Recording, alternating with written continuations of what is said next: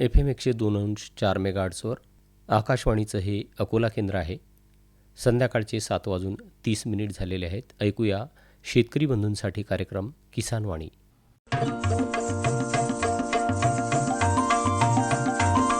किसान वाणी, किसान वाणी, किसान वाणी, किसान वाणी.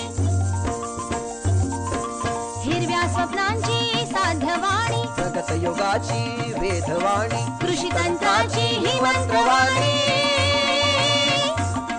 किसान वाणी, किसान वाणी, किसान वाणी, किसान वाणी.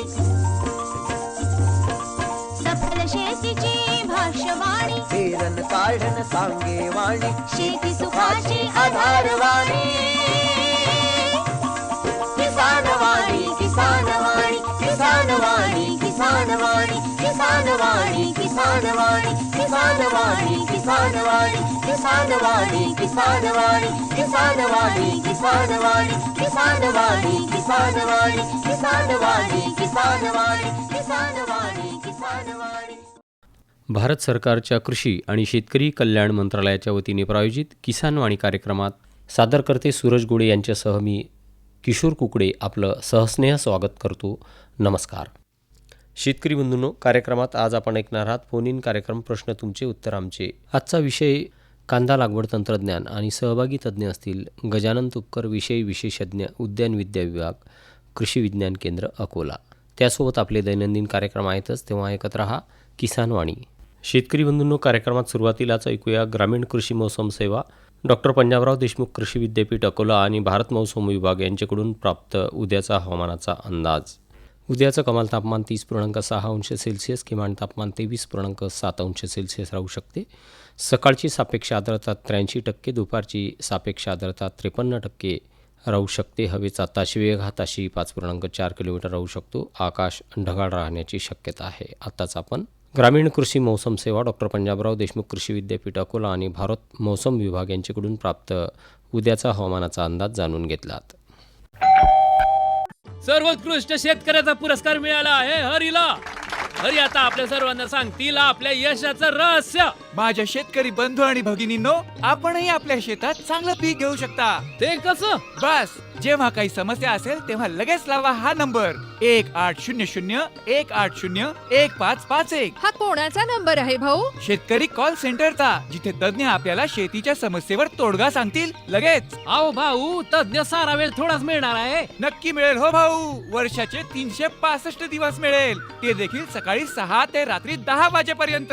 पण भाऊ, जास्त वेळ बोलू तर पैसे खूप लागतील. अजिबात पैसे नाहीत. मोबाईलनं किंवा दुसऱ्या फोननं शेतकरी कॉल सेंटरला मोफत कॉल करा. सल्ल्याचेही पैसे नाहीत.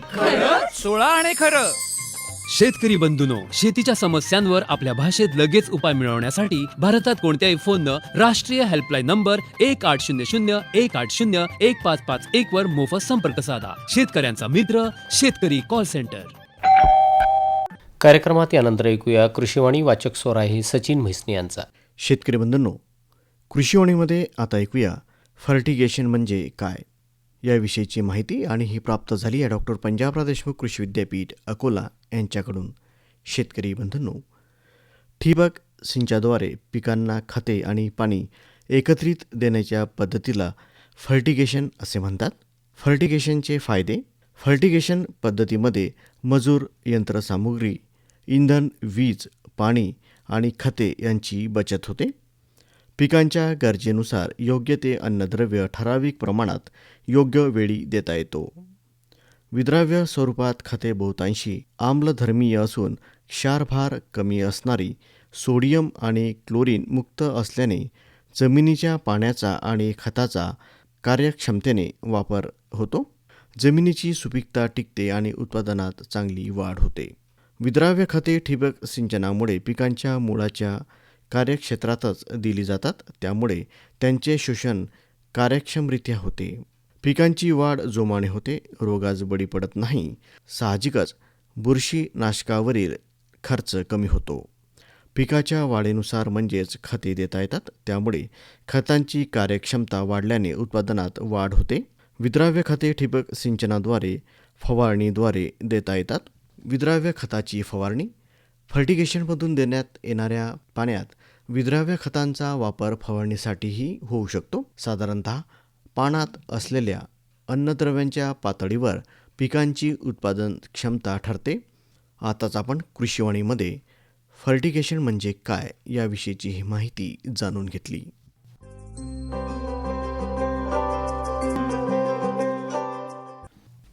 अरे अरे अरे अरे, क्या कर रहा है? इधर इधर इधर, हम बोल रहे हैं तेरे बीजू का. उतला बोल रहा है? हाँ, पक्षियों से तो हम खेत को बचा लेते हैं, पर इन घातक रसायनों से कैसे बचाएं? मतलब?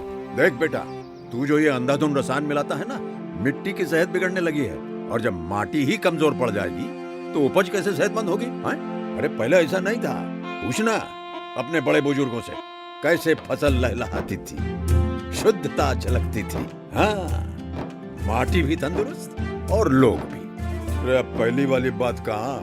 पर अब तो सब यही डाले हैं. सब नहीं, आज भी लाखों जागरूक किसान परंपरागत विधि से फसल उगा रहे हैं. खर्चा कम और उपज की कीमत भी बेहतर पा रहे हैं. सच है? रे बेटे, एक्सपीरियंस से बता रहे हैं. धूप में बाल सफेद नहीं किए हैं. हाँ. ठीक है भाई, मैं भी आज से जैविक खेती शुरू करूंगा. माटी से प्रेम की परंपरा है परंपरागत खेती.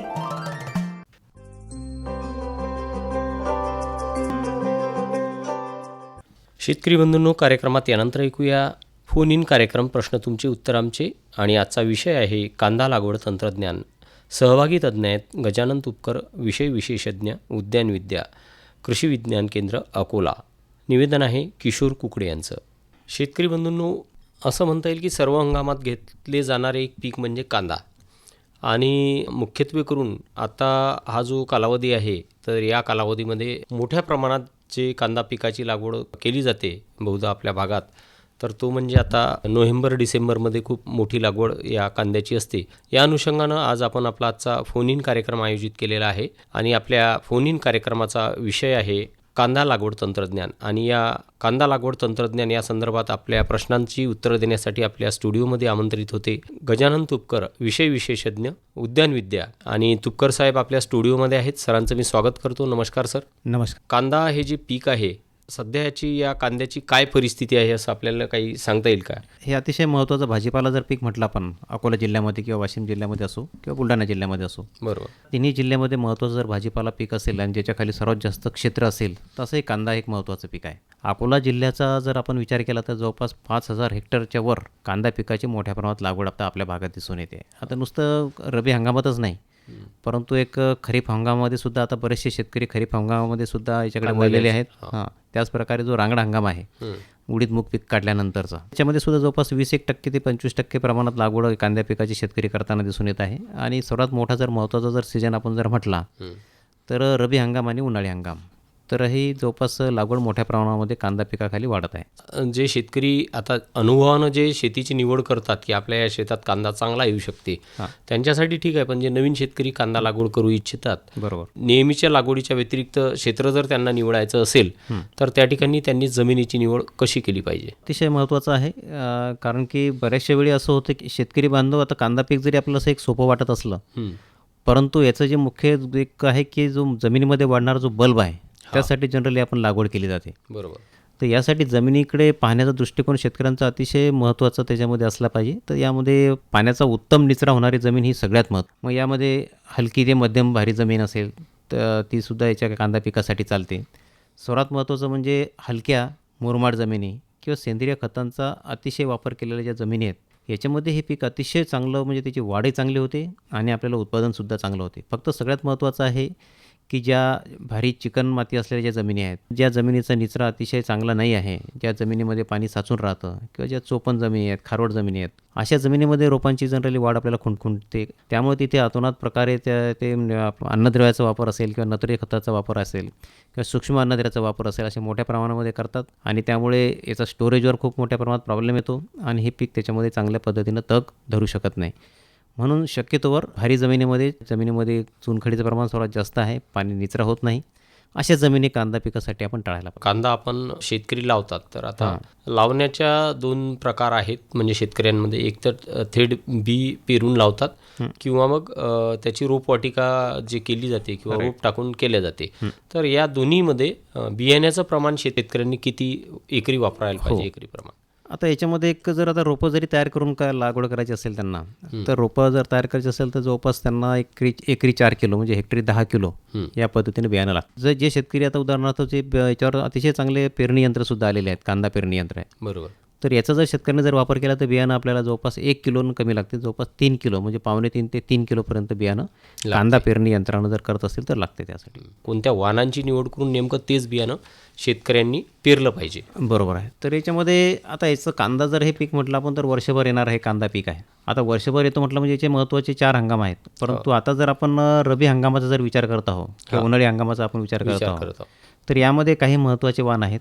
त्यामध्ये लाल कांद्याचा जर आपण विचार केला तर यामध्ये भीमा किरण, नंतर एक राजगुरुनगर येथील जो राष्ट्रीय कांदा आणि लसूण संशोधन केंद्र आहे.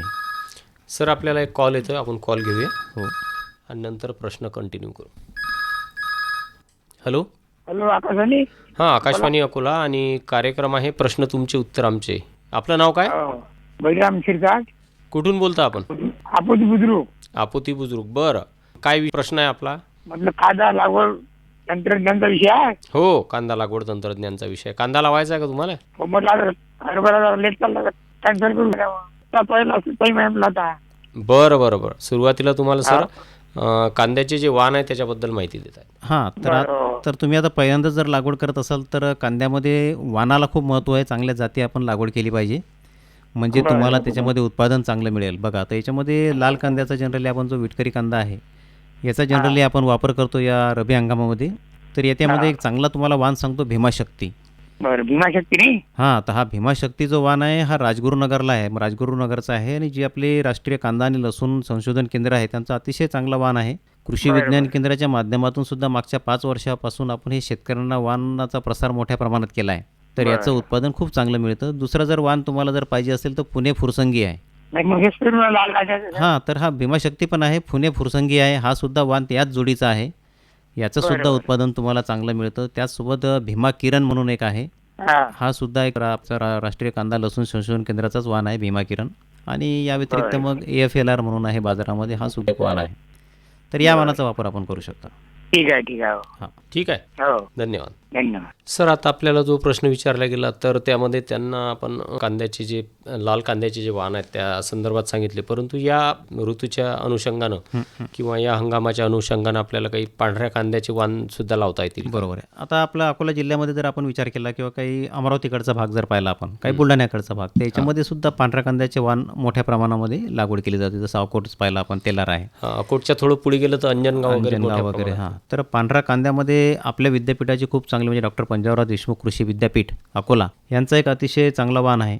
तर याच्यामध्ये जो अकोला सफेद आपण जो म्हणतो आहे, तर अकोला सफेद हा आपला रबी हंगामासाठी उन्हाळी हंगामासाठी अतिशय चांगला वाण आहे. या व्यतिरिक्त भीमा श्वेता हा सुद्धा पांढऱ्या रंगाचा चांगला वाण आहे. त्यानंतर फुले सफेद हा महात्मा फुले कृषी विद्यापीठ राहुरी यांचा हा चांगला वाण आहे. एक ॲग्रीफाऊंड व्हाईट नावाचा एक वाण येतो, हा सुद्धा वाण अतिशय चांगला आहे. म्हणजे हे जे 4 वाण आहेत तर या 4 वाणांचा वापर जर शेतकरी बांधवांनी याच्यासाठी जर पांढऱ्या कांद्यासाठी स्पेशली हा जर केला तर याच्यापासून उत्पादनसुद्धा चांगलं मिळतं आणि 2 भाव पांढऱ्या कांद्याला जास्त मिळतात. जे रोपं तयार करायचे आहेत समजा आता वाणाची निवड झाल्यानंतर, तर ते रोपवाटिके संदर्भात आपण शेतकरी बंधूंना काय सांगाल? बरोबर. आता इथे म्हणजे हे ज्याला आपण SOP जो म्हणतो आहे, ॲक्च्युली ही क्रिटिकल स्टेज आहे. म्हणजे खरोखर जर आपल्याला कांद्याचं उत्पादन चांगल्या पद्धतीनं पाहिजे असेल, उत्पादनक्षम पाहिजे असेल किंवा ज्याची क्वालिटी ज्याला आपण म्हणतो गुणवत्ता, चांगल्या व्यासाचे कांदे, A ग्रेडचे कांदे जवळपास आपले 80% तयार व्हायला पाहिजे. तर शेतकरी बांधवांनी जनरली आपण जरी म्हटलं खर्च याच्यामध्ये जास्त लागतो, परंतु उत्पादन आणि उत्पन्न जर आपण जर विचार केला, याचा जर क्वालिटी उत्पादन आपल्याला जर घ्यायचं असेल, गुणवत्ता चांगली घ्यायची असेल तर रोपं तयार करूनच आपण लागवड करणं अतिशय महत्त्वाचं आहे. आता याच्यामध्ये रोपं तयार करत असताना 1 हेक्टर जर आपल्याला जर कांदा लागवड करायचा असेल तर जवळपास 10 ते 12 गुंठी जमीन आपल्याला आवश्यक असते. आता बऱ्याच वेळी जमीन आपण निवडतो आहे त्याच्यामध्ये जनरली पाहतो की जे बहुवर्षायुजी तण आहेत, जसं लवाळी आहे, हरळी आहे किंवा पाणी साचणारी जमीन आहे, तर असे जमीन जनरली याच्यासाठी जनरली आपण निवडू नये. रोपवाटिका नेहमी आपण पाहिलं पाहिजे की जिथे स्वच्छ सूर्यप्रकाश मिळतो किंवा एखादं झाड आहे, वडाचं झाड असेल किंवा कडुनिंबाचं झाड आहे, त्याच्या खाली आपण बरेचसे शेतकरी रोपं तयार करताना दिसून येतात.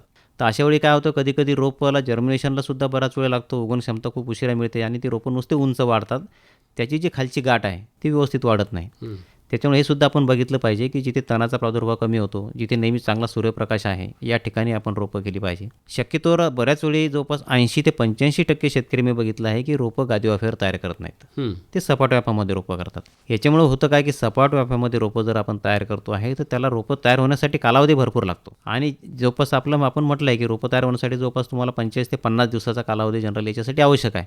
या 25 ते 50 दिवसामध्ये रोपाची जी उंची आहे किंवा रोपाची खालची जी गाठ आहे जी तयार व्हायला पाहिजे सुदृढ आणि सशक्त पद्धतीनं, तशा पद्धतीने गादी वाफ्यावरच रोप चांगल्या पद्धतीनं आपलं ठराविक कालावधीमध्ये तयार होतं. आणि गादी वाफ्यावर रोपांची वाढ एकसारखी होते. मुळांचा जारवा अतिशय चांगला त्या पद्धतीनं तयार होतो. याच्यामध्ये रोपं कुजत नाहीत. आणि हे लागवडीच्या वेळी रोपं सहज उपटून काढता येतात. म्हणजे पुढचा जो मॉर्टॅलिटीचा जो चान्स आहे तो सुद्धा जनरली याच्यामध्ये होत नाही. रोपाच्या गाठी या जाड होतात. त्याच्यामध्ये 50 ग्रॅम चांगलं मिश्र खत टाकलं पाहिजे. त्याच्यामध्ये अर्धा ग्रॅम ट्रायकोडर्मा प्रति स्क्वेअर मीटरला आपण टाकला पाहिजे. या प्रमाणात चांगल्या हे जे मिश्रण आहे हे मिश्रण जर आपण त्या गादी वाफ्यात जर भरलं तर रोपं तयार होण्याच्या अगोदर किंवा बियाणं टाकण्याच्या अगोदरच त्याच्यासाठी अन्नद्रव्याची व्यवस्था आपण तयार केलेली असते. त्याच्यामुळे रोपांची वाढसुद्धा अतिशय चांगल्या प्रकारे आपल्याला होते. पहिले 7 दिवस हे अतिशय महत्त्वाचे आहे रोपं उगवण्यासाठी. कारण तिथे जर ओलावा जर तुमचा 7 दिवसामध्ये जर गादी वाफ्यावर कमी पडला, कारण हे बियाणं अतिशय बारीक आहे, त्या बियाण्याला जर उगवण्यासाठी पहिले 7 दिवस खूप महत्त्वाचे असतात. त्यावेळी जर त्याला ठराविक ओल जर नसेल, वापसा स्थिती जर नसेल, तर नक्कीच इथे रोपांच्या जर्मिनेशनवर परिणाम होतो. आणि आपल्याला जे इच्छित जे आपले रोपं आहेत जनरली आपण पाहतो की एका एकरमध्ये जवळपास 3,48,480 रोपं आपले बसले पाहिजे. हा साधा सरळ हिशोब आहे. तर 3,48,480 जरी आपल्याला जर रोपं बसवायचे असेल तर तेवढे रोपांकडे प्रत्येक बियाण्याकडे पाहण्याचा दृष्टिकोन आमचा शेतकरी बांधवांचा हा अतिशय बारीक असला पाहिजे. रोपं तयार करत असताना गादी वाफ्यावर प्रत्येक बियाण्याजवळ पाणी मिळते का नाही हे पाहणं अतिशय महत्त्वाचं आहे. म्हणजे आपली जी इच्छित रोपांची संख्या आहे ती आपल्याला जनरली त्याच्यामध्ये मिळते. पुढची महत्त्वाची गोष्ट आहे की याच्यामध्ये आपण बियाण्याचा विचार केला आहे की जनरली आपल्याला 1 किलो म्हणजे एका एकरसाठी 4 किलो आपल्याला बियाणं लागतं. त्यासाठी सर्वात प्रथम म्हणजे आहे की जे घरचं जर बियाणं आपण जर वापरत असाल पण ते सुद्धा आपल्याला 12 महिन्याच्या आतलंच वापरायचं आहे, तर नक्कीच ते बियाणं आणल्यानंतर त्याला आपण बीज प्रक्रिया परत केली पाहिजे. ऑलरेडी तिथून बीज प्रक्रिया केलेली असते, परंतु तरीसुद्धा थायरम किंवा ट्रायकोडर्मा जो असेल त्याची आपण बीज प्रक्रिया आपण त्याला केली पाहिजे. आणि पहिले 7 दिवस त्या वाफ्याला आपण जनरली स्प्रिंकलर पद्धतीनं अतिशय चांगल्या पद्धतीनं पाणी दिलं पाहिजे. किंवा जर आपल्याकडे झारी असेल तर झारीने आपण पाणी दिलं पाहिजे. जास्त जोराचं पाणी तिथे देता कामा नये. तर या पद्धतीने आपण करावं. रब्बी हंगामामध्ये 50 ते 55 दिवसामध्ये आपली चांगली रोपं तयार होतील. योग्य रोपवाटिका कशी शेतकऱ्यांनी तयार करावी ते तुम्ही सांगितले, परंतु कांदा हे पीक जोपर्यंत शेतात असते त्याला आपण वारंवार पाणी देत असतो. आणि जेवढ्या वेळा आपण पाणी देतो त्यावेळेस त्या कांद्यामध्ये खूप मोठ्या प्रमाणात तण उगवून येते. बरोबर. तर अशा वेळी शेतकरी बंधूंनी मग हे तण व्यवस्थापन कोणत्या पद्धतीनं केलं पाहिजे? रासायनिक पद्धतीने केलं पाहिजे की कसं केलं पाहिजे? त्याबद्दल मार्गदर्शन करा. आता याच्यामध्ये 2 भाग आहेत. आता आपण जर रोपं तयार करतो म्हटलं तर रोपं वाटिकेमध्ये असताना सुद्धा तिथे तणाचा उगवण खूप मोठ्या प्रमाणामध्ये होते. कारण तिथे सुद्धा हे जिकिरीचं मोठं काम आहे की कारण जे तुमचं जवळपास आपलं हे जे कांद्याचं रोप आहे आणि तण आहे हे जवळपास सारखंच दिसते. तर रोपवाटिकेमध्ये जर आपल्याला तणांचं जर नियंत्रण करायचं असेल नर्सरीमध्ये तर बियाणे पेरणीनंतर वाफ्यावर पेंडेमिथिलीन 2 मिली प्रति लिटर पाण्यात मिसळून आपण फवारणी केली पाहिजे. आणि फवारणी केल्यानंतर तणनाशक फवारणी केल्यानंतर लगेच त्याला आपण पाणी दिलं पाहिजे. आता हे जनरली झालं नर्सरीमध्ये. परंतु रोपे ज्यावेळेस आता आपल्याला लागवड करायची आहे, पुनर्लागवड करायची आहे, तर त्यावेळीसुद्धा तणनाशकाचा आपल्याला वेगळे तणनाशक वापरावं लागतात. त्याच्यामध्ये रोपे लागवडीपूर्वी कोरड्या वाफ्यामध्ये 15 मिली ऑक्सिफ्लोरफेन किंवा पेंडामिथिलीन 30 मिली प्रति 10 लिटर पाण्यात मिसळून आपण याची फवारणी करावी. आता याच्यासाठी तणनाशक फवारण्यासाठी एक स्पेशल प्रकारचं नोझल असतो, त्याला WFN 40 WFN 40 नावाचा जो नोझल आहे 40 नंबरचा, हा जनरली त्यासाठी वापरावा. म्हणजे एक याची फवारणी करत असताना ती अतिशय चांगल्या पद्धतीनं परिणामकारक होतो. आणि फवारणीनंतर लगेच पाणी देऊन आपण लागवड केली पाहिजे. आता लागवडीनंतरसुद्धा 2 ते 3 दिवसात ओल्या वाफ्यात किंवा लागवडीच्या नंतर 8 ते 10 दिवसापर्यंतसुद्धा आपल्याला तणनाशकाची फवारणी ही करता येते. आता हे झाले तणनाशक. आता काही बाजारामध्ये सुद्धा काही मोठ्या प्रमाणात तणनाशकं उपलब्ध आहेत, वेगवेगळ्या कंपनीचे आहेत. त्याचेसुद्धा अतिशय चांगले परिणाम जनरली मिळतात. शेतामध्ये 21 ते 22 दिवसानंतर जे काही विविध प्रकारचे तणनाशकं आहेत त्याचासुद्धा आपल्याला जनरली वापर करता येतो. तर हे सुद्धा अतिशय परिणामकारक आहेत आणि त्याचे ठराविक मात्रेमध्ये शेतकऱ्यांनी त्याचा वापर करणं अतिशय महत्त्वाचं आहे. सर, कांद्यामध्ये कोणकोणत्या लागवड पद्धतींचा अवलंब शेतकरी करू शकतात? हो, तर आता याच्यामध्ये आपण पाहतो की सपाट वाफे किंवा जिथे आता शेतकऱ्यांना जसं शक्य होईल तसं, परंतु ज्या ठिकाणी उदाहरणार्थ पाहतो आपण की मध्यम ते भारी प्रकारच्या स्वरूपाच्या जमिनी असतील जिथे मातीचं प्रमाण अतिशय जास्त आहे, तर त्या ठिकाणी शेतकऱ्यांनी कोणत्याही प्रकारचं एक्सक्यूज न करता गादी वाफा पद्धतीनंच आपण रुंद वरंबा पद्धतीनंच लागवड केली पाहिजे. कारण आपलं जे रोप आहे की आपल्याला कांद्याची पात तर विकायची नाही आहे. नाही. आपलं जे महत्त्वाचं उत्पादन आहे ते जमिनीमध्ये आहे. म्हणून आपण गादी वाफ्यावरच रोपं तयार केली पाहिजे. काही ठिकाणी कोरडेसुद्धा शेतकरी लागवड करतात, परंतु या पद्धतीमध्ये काय होतं की रोपांची लागवड केल्याबरोबर पाठोपाठ आपल्याला वाफ्यातून मागे पाणी द्यावं लागतं. आता पाणी देताना रोप वाहू नये म्हणून वाफ्याच्या तोंडावर गवताची पेंडी थोडंसं लावणे महत्त्वाचं आहे. बऱ्याच वेळी आपण पाहतो, आता बऱ्याच वेळा आम्ही कृषी विज्ञान केंद्राच्या माध्यमातून ज्यावेळेस शेतकऱ्यांच्या शेतामध्ये बऱ्याचशा व्हिजिट्सला वगैरे जेव्हा जातो, त्यावेळेस काय होतं, पाण्याचा इकडे लागवड सुरू असते आणि पाण्याचा प्रवाह खूप मोठ्या प्रमाणात असतो. मग अशा वेळी काय होतं की बरीचशी रोपं वाहून जातात आणि त्या ठिकाणी खळगे पडतात. आपण म्हटलं आहे की आपल्याला एका एकरमध्ये 3,48,480 रोपं जर ते मेंटेन ठेवायचे असतील, तर आपल्याला प्रत्येक रोपाकडे लक्ष देणं अतिशय महत्त्वाचं आहे. कारण कांदा पिकामध्ये एका ठिकाणी एकच तुमचा कांदा तयार होणार आहे, म्हणून एक रोप आपल्यासाठी खूप महत्त्वाचं आहे. म्हणून हे करत असताना जेव्हा पाण्याचा प्रवाह खूप मोठ्या प्रमाणात सुरू असेल, तर शेतकरी बांधवाने जिथे पाण्याचा मेन प्रवाह आहे त्या ठिकाणी गवताच्या पेंड्या तिथे लावल्या, तर पाण्याचा प्रवाह थोडंसं आपलं नियंत्रण ठेवता येतं आणि पुढची जी लागवड म्हणजे मजूर करणार आहेत पाण्यामध्ये, त्यांना त्याच्यामध्ये त्रास होणार नाही रोपं खोचत असताना.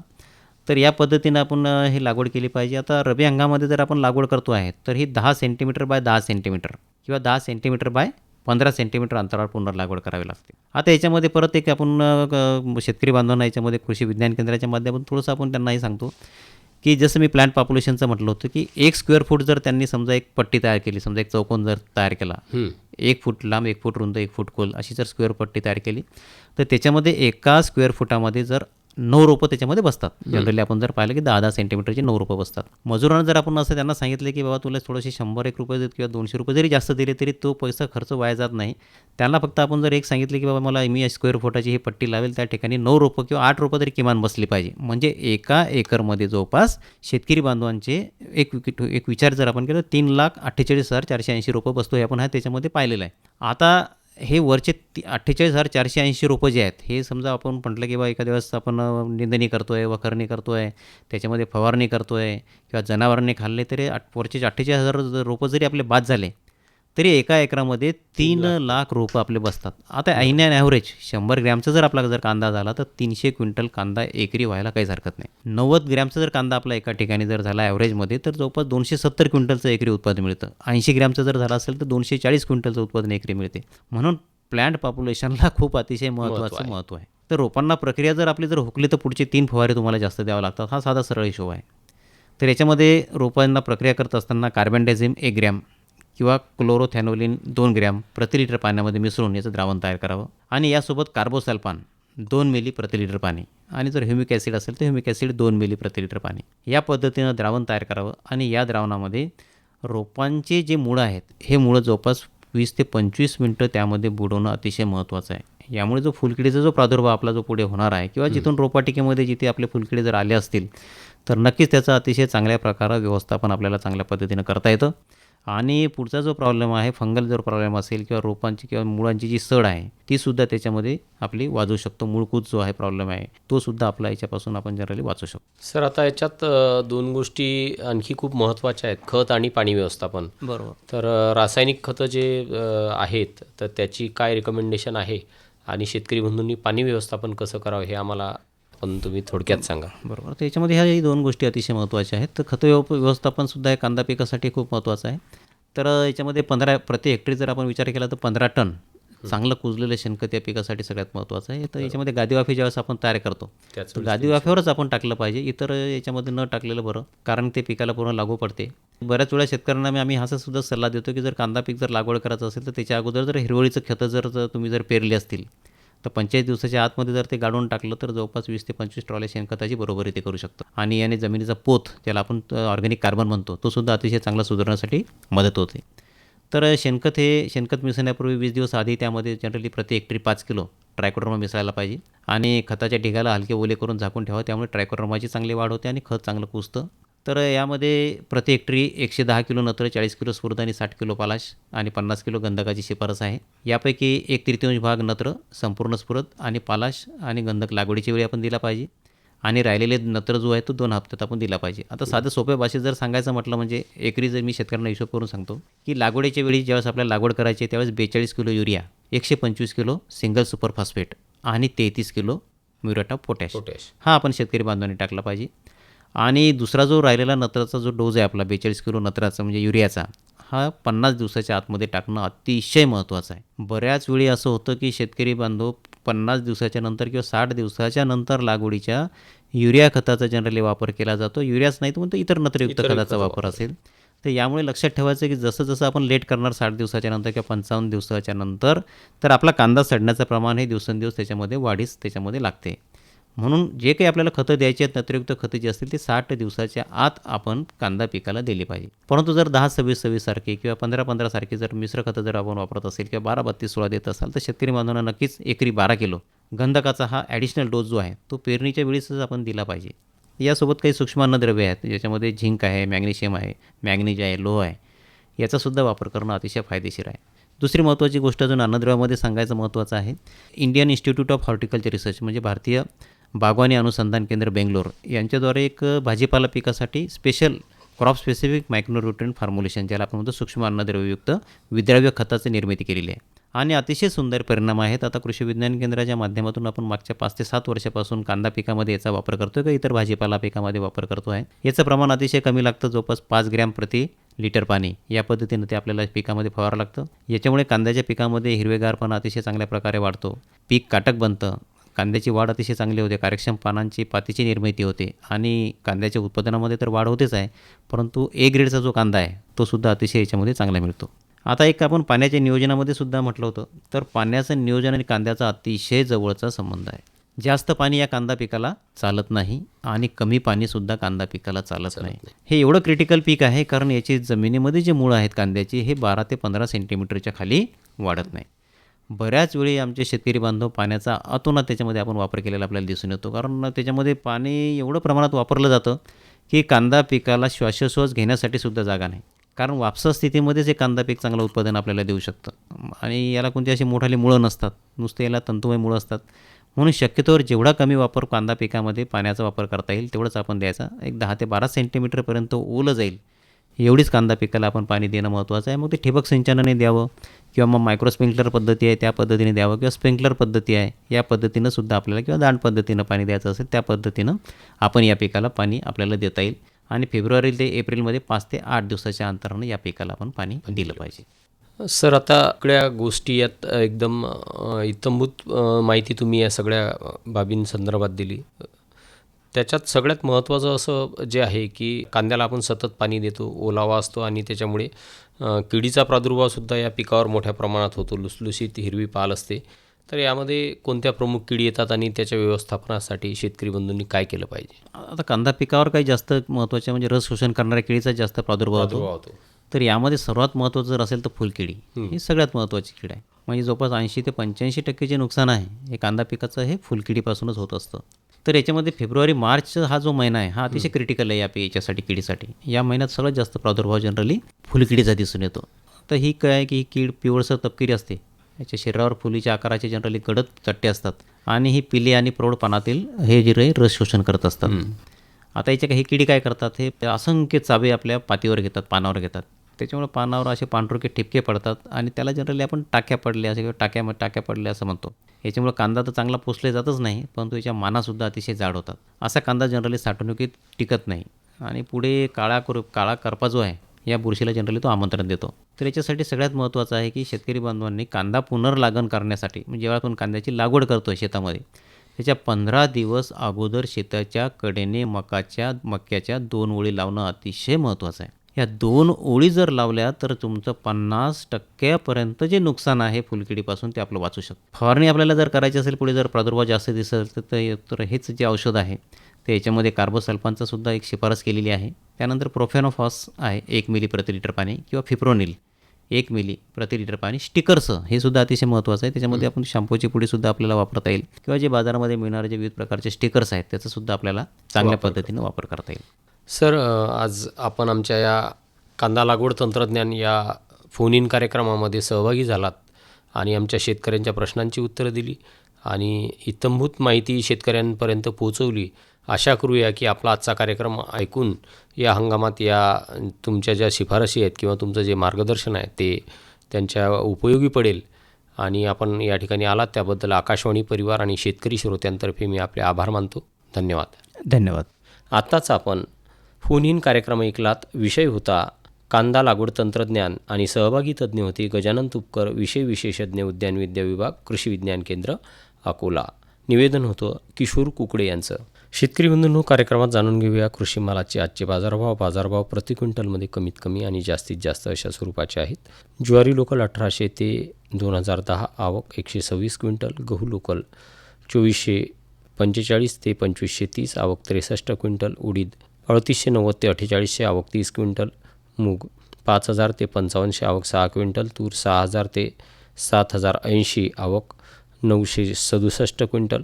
हरभरा 5075 ते 5615, आवक 511 क्विंटल. हरभरा पांढरा 3500 ते 5000, आवक 31 क्विंटल. तीळ 8000 ते 9300, आवक 6 क्विंटल. मका 1700 ते 1855, आवक 28 क्विंटल. आणि सोयाबीन 4000 ते 4540, आवक 4718 क्विंटल. आत्ताच आपण कृषी उत्पन्न बाजार समिती अकोला यांच्याकडून प्राप्त कृषी मालाचे आजचे बाजारभाव जाणून घेतलेत. शेतकरी बंधूंनो, कार्यक्रमाच्या शेवटी ऐकूया आजचं हवामान वृत्त. आजचं कमाल तापमान 31.6 अंश सेल्सिअस, किमान तापमान 20.8 अंश सेल्सिअस. प्रखर सूर्यप्रकाश 4.9 तास, हवेचा ताशुवेग 1.7 किलोमीटर.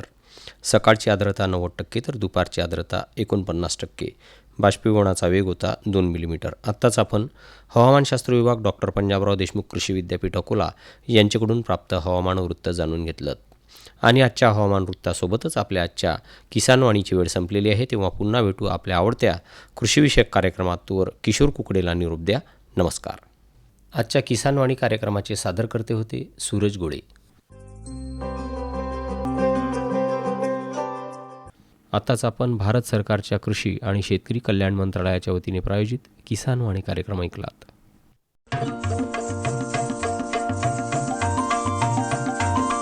किसानवाणी किसानवाणी किसानवाणी किसानवाणी,